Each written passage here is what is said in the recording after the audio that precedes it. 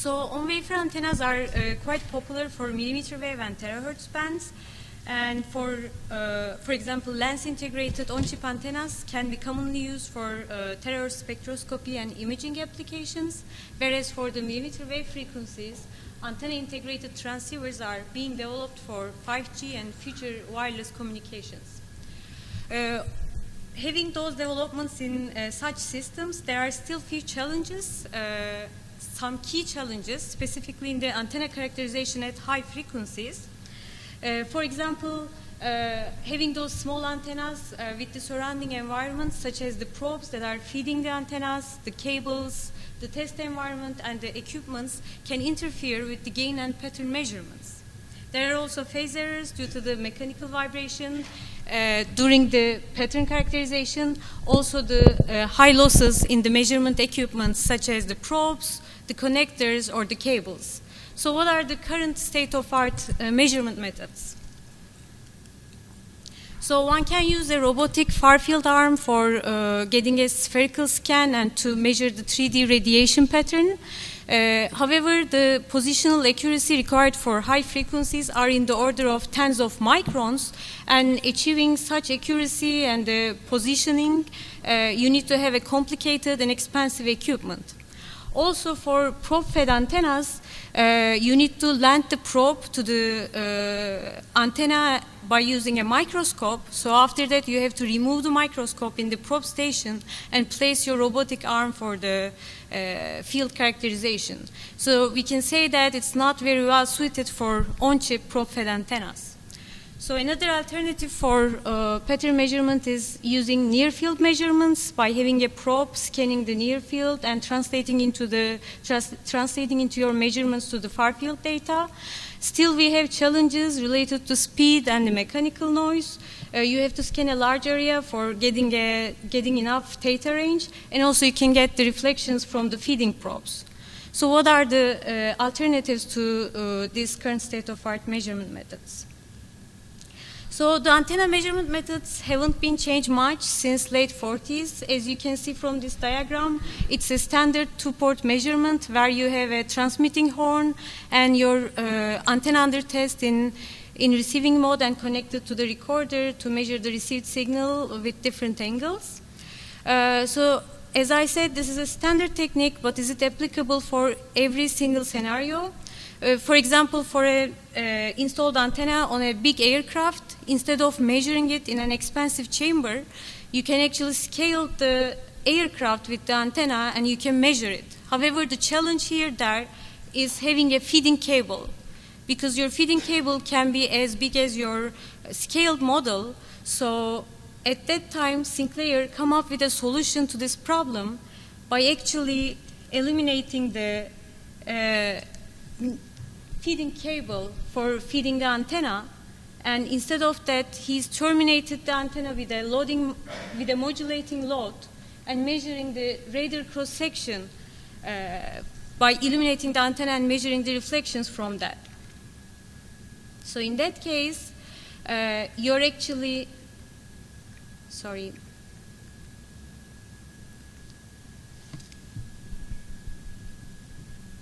when you are looking at the scattering signal in time domain, you will see that the modulation, and this modulation will be at the same rate of the modulation of your load.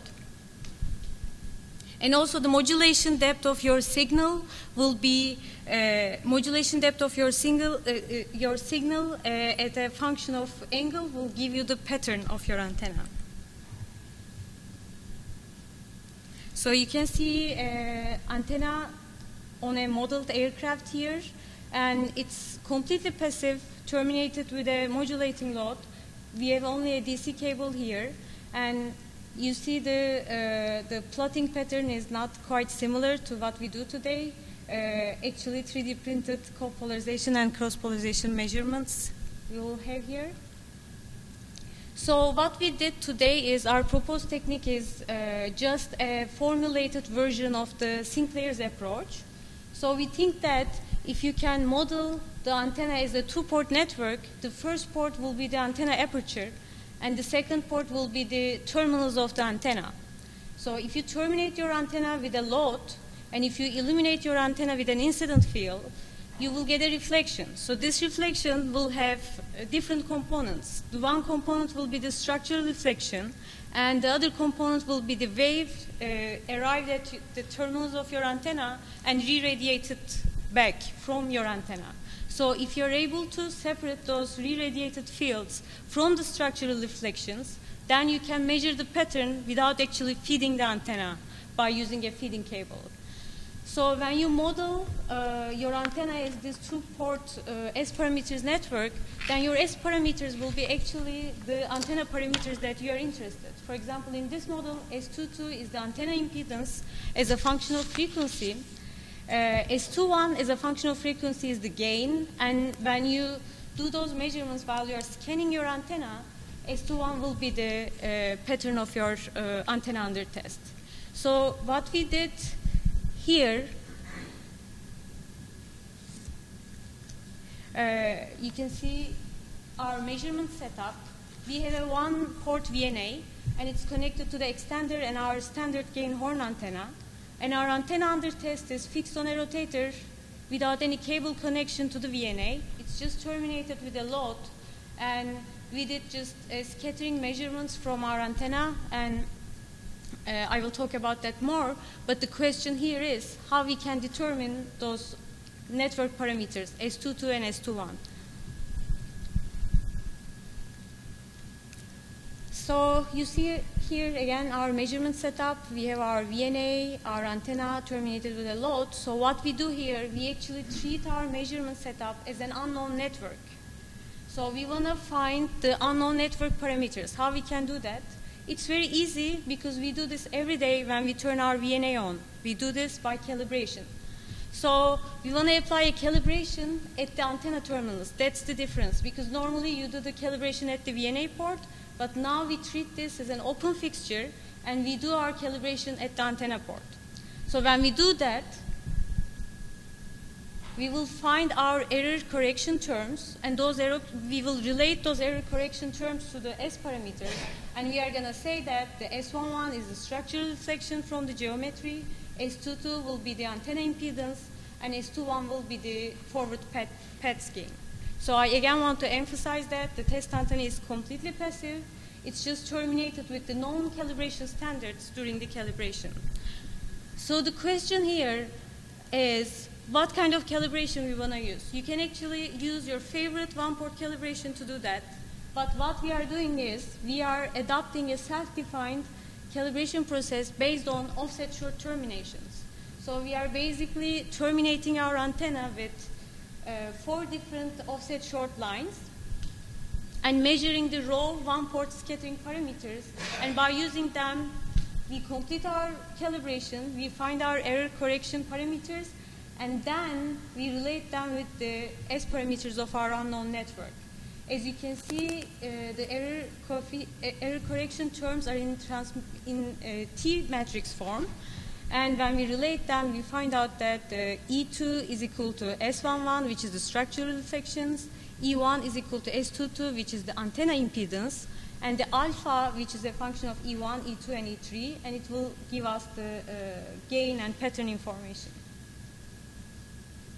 So I will just go over quickly on our T4R reduced reflectometer calibration. As I said, we are just terminating our antennas with 4 different offset shorts. And we will have an assumption of, since this is a one-port calibration, we'll have an assumption of our short reflection is -1.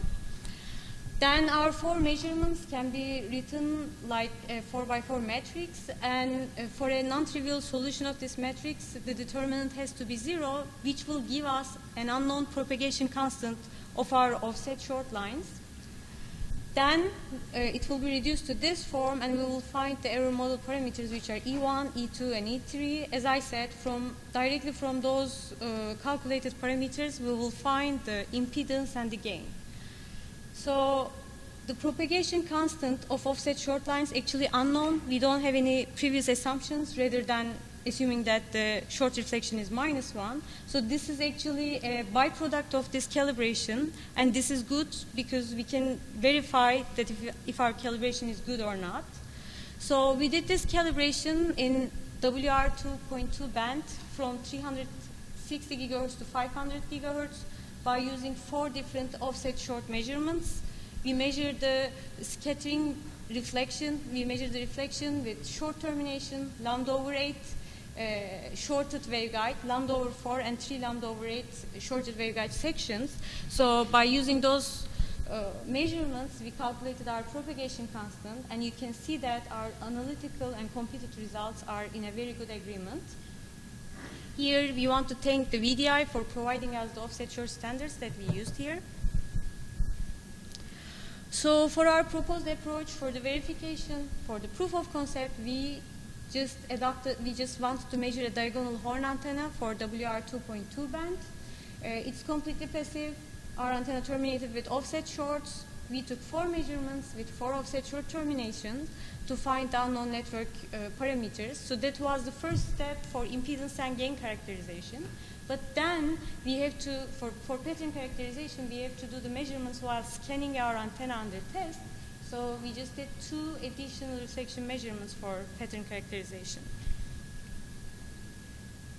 So here is our impedance characterization results. For a standard horn impedance, we know that the real part has to be around 50 ohm, and we need to have a very low reactance.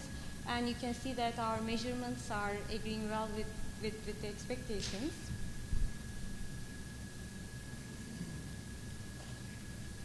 So the gain measurement results, as we said, we just calculated E1, E2, and E3 terms and find out the S21.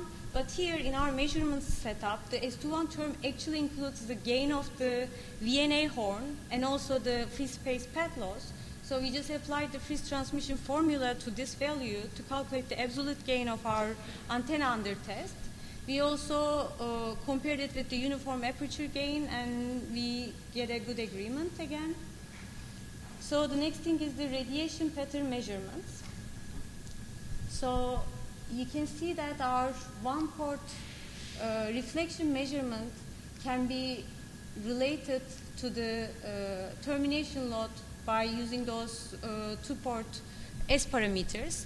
But in this case, we already calculated the propagation constant of the offset lines, and we know the response of the offset short lines right now, and also the impedance of the antenna as well by doing the calibration at first. So now we have only 2 unknowns left in this equation, the S12 and the S11. S12 was the gain, and S11 was the structural reflections. So if we have 2 unknowns, then we have to take 2 measurements. So for the first measurements, we terminate our antenna with short, and with the second measurement, we terminate our antenna with quarter wave short. So when we take difference of those 2 measurements, gamma M1 and gamma M2, we are actually canceling out the S11. So only thing we left is actually the pattern of the antenna. So here is a video of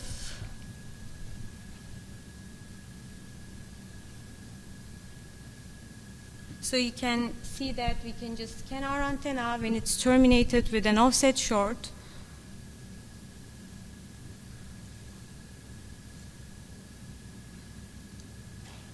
And this is the termination. We are just replacing it with the quarter wave offset short after that. And by using those 2 sets of measurement, we can get the radiation pattern of the antenna.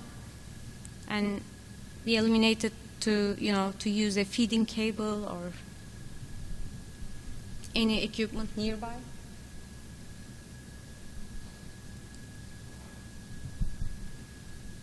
So here is our initial radiation pattern results. You can see that this is for the mid-band 425 gigahertz, E-plane and H-plane measurements. We also compared our results with the full wave simulations. You can see that they agrees well with each other. And also our results also agree well with the manufacturer specs. So when you do this measurement, you can actually see the pattern at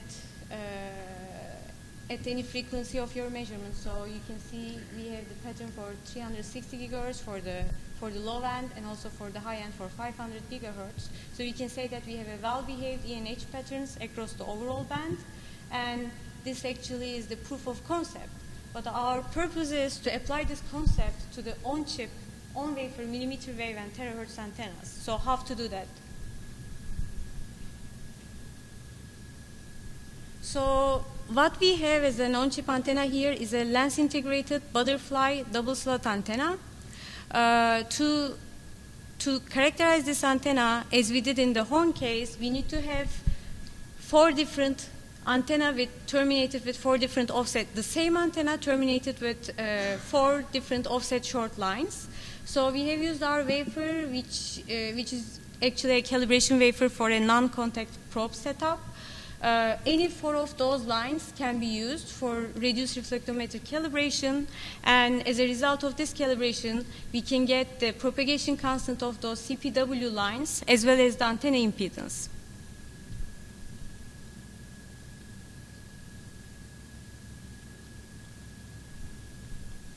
So here is the propagation constant calculation results. You can see that they agrees well with the simulation results and showing the success or the verification of our one-port T4R calibration. We would like to thank Dr. Wallace of NIST for introducing us the T4R calibration method. Also, the impedance characterization result as a result of the T4R calibration, you can see that they agrees well with the full wave simulations. And similar to the horn antenna measurement, at this step, we need to have 2 additional scans for the pattern characterization. But for our case, we just have to move our antenna under test for each antenna. As I said, we have 4 antennas, so we just have to move our antenna under test to focus the beam on each of them one by one. So while doing this under microscope, it's not very straightforward to rotationally do a rotation scan on the antenna under test.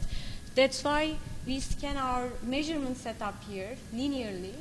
Then this linear measurement transforms to the angular values depending on the antenna separation and the scan distance. Also, for comparison of this one-port measurement, we also performed a 2-port measurement by using a true line here. We just used one of those antennas to feed the antenna under test, and the second port is just scanned to measure the response of the antenna under test, and this was the 2-port pattern measurement results, just for comparison. So here is our radiation pattern measurement results for 2-port, and by using the proposed backscattering technique. Due to using only 1 port, we have a limited dynamic range for 1-port measurements, and you can see that effect here. But other than that, we have a fairly good agreement between the conventional and the proposed method.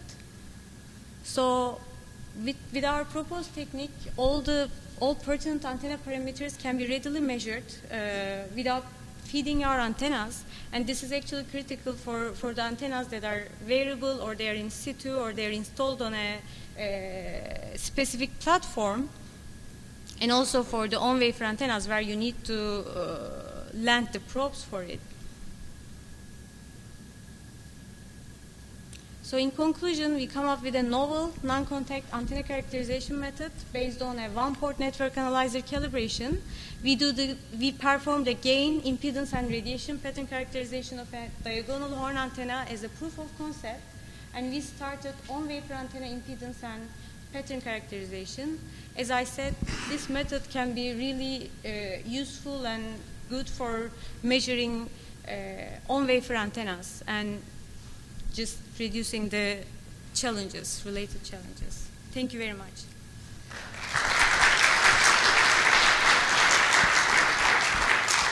Thank you. Any questions?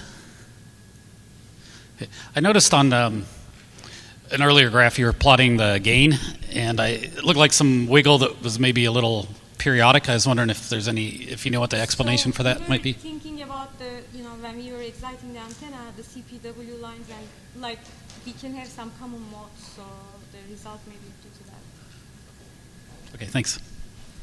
All right, well, let's thank our speaker once again, and